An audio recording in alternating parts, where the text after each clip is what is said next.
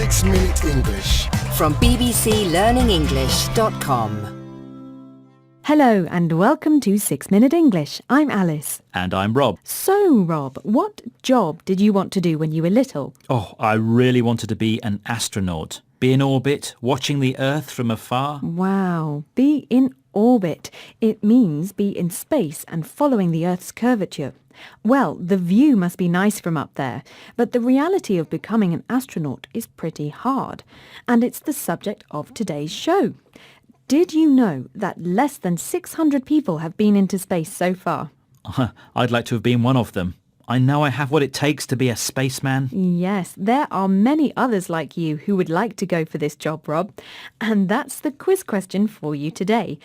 How many people have applied to join NASA's 2017 astronaut class? Was it A, 800, B, 8,000, or C, 18,000 people? 8,000 sounds like a lot already, so I'll go for B, 8,000 people. Well, we'll find out if you chose the right answer later on in the programme.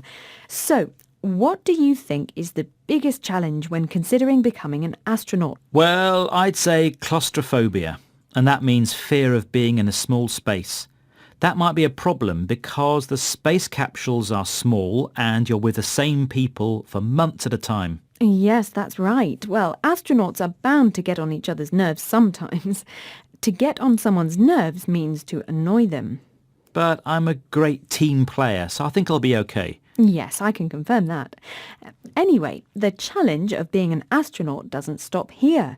In the space capsule, astronauts have to put up with extremely difficult conditions, like zero gravity, for example. Yeah, it looks like fun doing somersaults in the capsule and catching bits of food in your mouth as it floats out of its packet. But zero gravity, a condition where gravity is exerting no force, can lead to wasting of the bones and muscles. Astronauts take 2.5 hours of exercise per day to help prevent this. But what do astronauts have to do before they go into space to prepare themselves for weightlessness and spacewalking? They can practice using a virtual reality headset and special gloves. It's like playing a computer game that looks and feels like doing a spacewalk. And they also train in a swimming pool. Let's listen to Major Tim Peake, a British astronaut, talking about the preparation he did for his mission on the International Space Station. The way we practice spacewalking is in water. Water gives us the neutral buoyancy that we need. So we sink training modules into swimming pools and then practice the spacewalking on them. We wear very specific equipment, a pressurized spacesuit, very difficult to move in actually. It's hard to bend the fingers, it's hard to bend your arms, and it really gives you quite a difficult workout.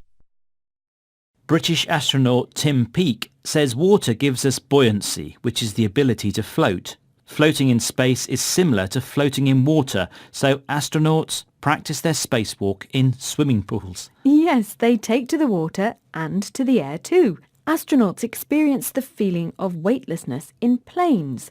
A large plane with padded walls flies to high altitude and then goes into a nosedive, or a fast and sudden fall, which creates short periods of weightlessness. Oh, fabulous. I'd love to do that. But it's not all fun and games.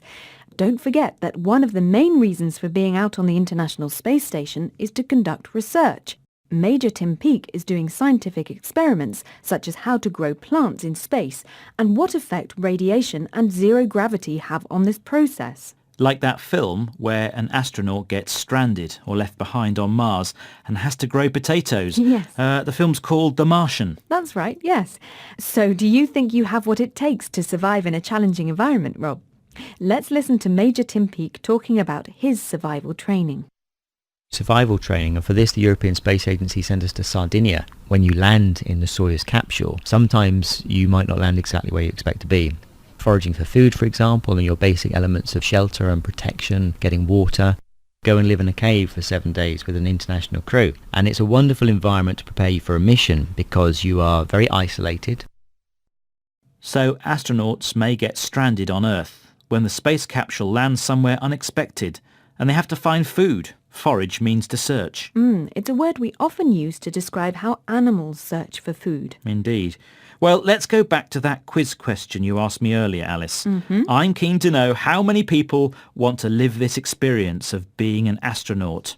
Okay, well, I asked, how many people have applied to join NASA's 2017 astronaut class?